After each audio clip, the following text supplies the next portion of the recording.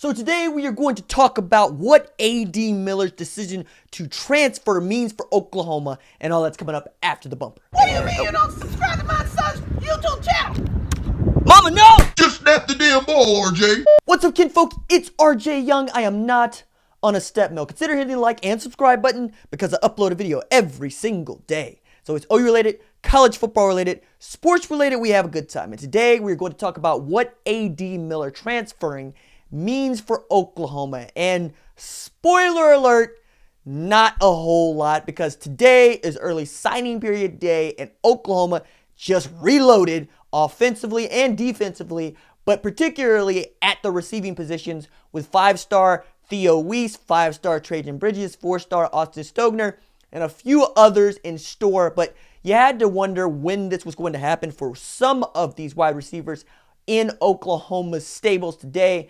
A.D. Miller seemed like a likely candidate. It's a guy who has played in 27 games for Oklahoma in his career, 21 catches, 236 total receiving yards, had a few starts, and he showed flashes. This is another big, tall, long wide receiver, a guy a lot of us expected to compete for playing time with CeeDee Lamb, not just this year, but last year as well.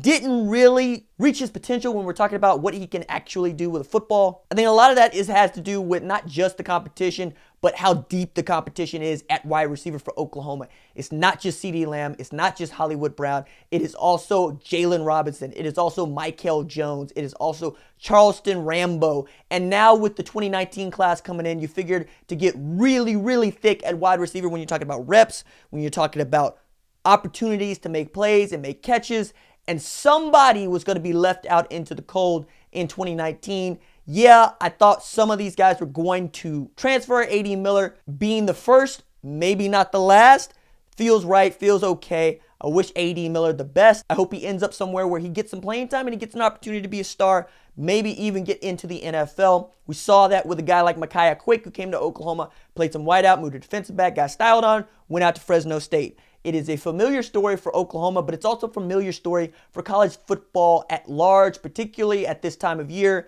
in between the end of the regular season and bowl games, when guys are really taking a look around.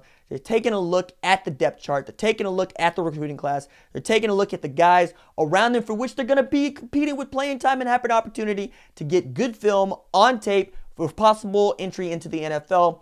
I hope A.D. Miller lands on his feet. Now, going forward, what does this mean for Oklahoma and what 2019 will look like? Well, you know, Marquise Brown is probably gone to the NFL. He's being projected as a first-round draft pick. I would expect him to get a first-round grade from the NFL when they're talking about the early draft status. You also lose Miles Tease and Nick Basquin because they are graduating. Good for those guys. Hope they have an opportunity to play at the next level. But now you have another scholarship available to you if you are Lincoln Riley to use offensively or defensively, and heading towards signing day, as you lose guys like you know that you have Tremonda Moore to replace, and perhaps you get a Tommy Kennedy to come and transfer in to replace that guy. You also know now you have that wide receiver position open. Maybe you hold on to that scholarship for a worthy walk-on. Lee Morris was that guy last year. Miles Tease has been that guy in the past. You get to play the numbers game with a guy like A.D. Miller, who I'm sure you don't want to see go, but also you understand the game is the game. So now that we're past December 19th and we're heading into